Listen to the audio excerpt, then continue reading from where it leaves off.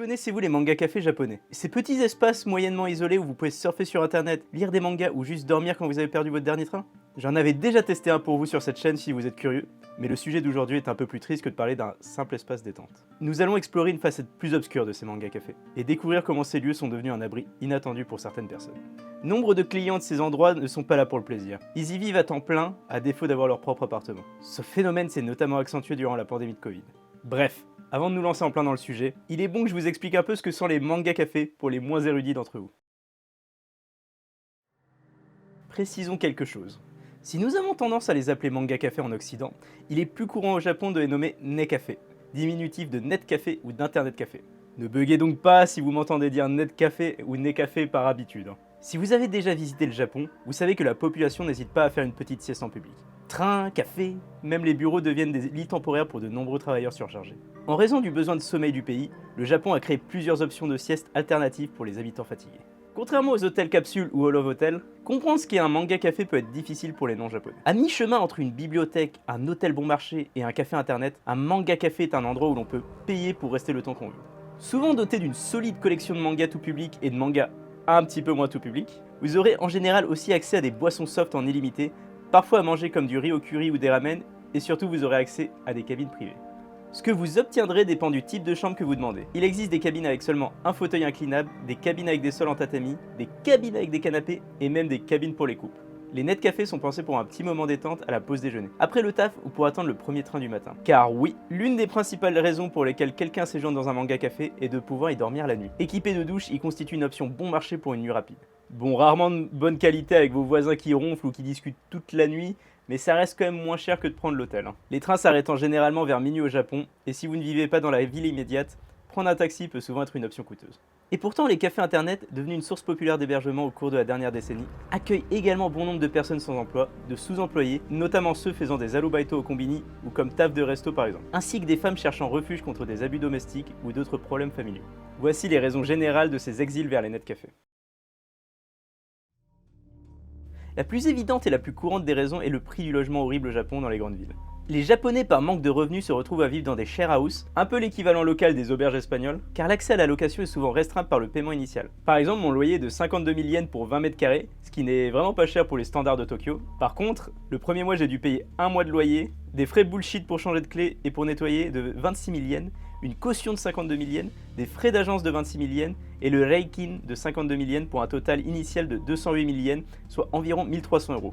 Ça ne vous paraît peut-être pas élevé, mais c'est parce que je m'en suis bien tiré dans mes recherches. Mais dites-vous que le loyer en ville peut monter plus haut et le reikin peut facilement s'envoler. Qu'est-ce que le reikin? C'est un concept bien japonais qu'on appelle également kimoni et c'est tout simplement une somme qu'on va offrir allant en moyenne de 1 à 3-4 fois la valeur du loyer. Ce cadeau au proprio, vous ne le reverrez pas et pas mal de gens ont du mal à couvrir les frais initiaux d'une location. Sachant qu'en plus, un contrat de location dure entre 1 à 3 ans et à chaque renouvellement de contrat, votre proprio peut monter ou descendre le loyer et ou vous demander à nouveau un reikin, c'est-à-dire de l'argent pour lui. S'ajoute à tout ce bordel la taxe résidentielle de votre ville, les frais d'utilité, internet, les boissons, etc. Vous comprendrez vite pourquoi les petits revenus japonais se tournent bon gré mal gré vers les net cafés où vous n'aurez ni taxes, ni kimoni, ni facture en tout genre.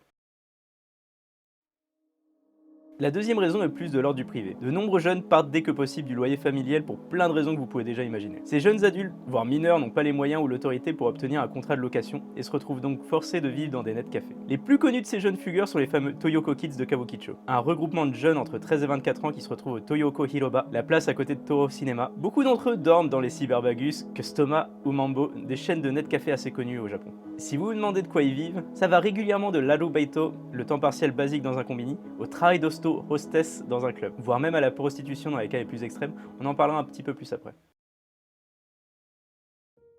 La troisième raison vient de l'envie de japonais de tout âge de repartir de zéro. Dans un ordre d'idées similaire que les jeunes fugueurs, il arrive que des japonais décident de disparaître du jour au lendemain en ne donnant plus signal de vie car ils ne s'entendent plus avec leur famille, ont des embrouilles avec des mafieux et ont des dettes qu'ils ne peuvent rembourser.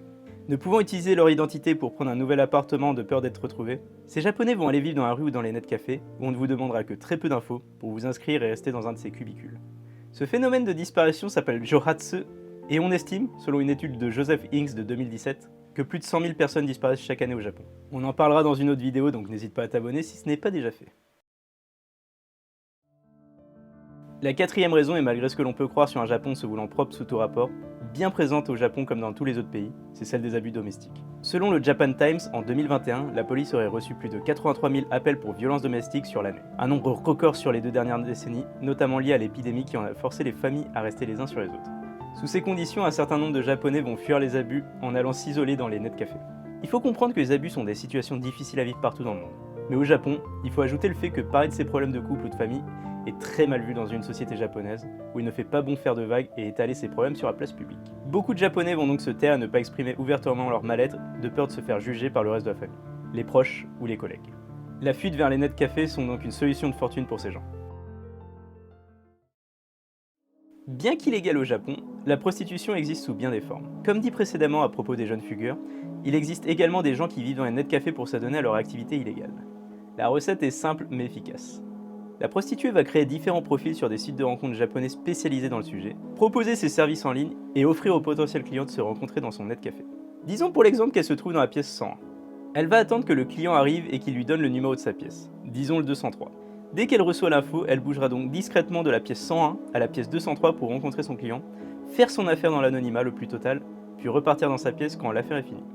D'une discrétion à toute épreuve, il est très dur pour les net-cafés de repérer les clients qui s'attaquent à ce genre d'activité. Il faut donc comprendre que les réfugiés des net-cafés au Japon forment une communauté invisible, mais bien réelle, confrontée à des défis de toutes sortes. Leur situation souligne l'urgence de repenser les politiques sociales et économiques pour promouvoir l'inclusion et la dignité pour tous. Il serait donc temps de briser le silence qui entoure cette réalité pour construire un avenir où chaque individu a la possibilité de vivre pleinement et dignement.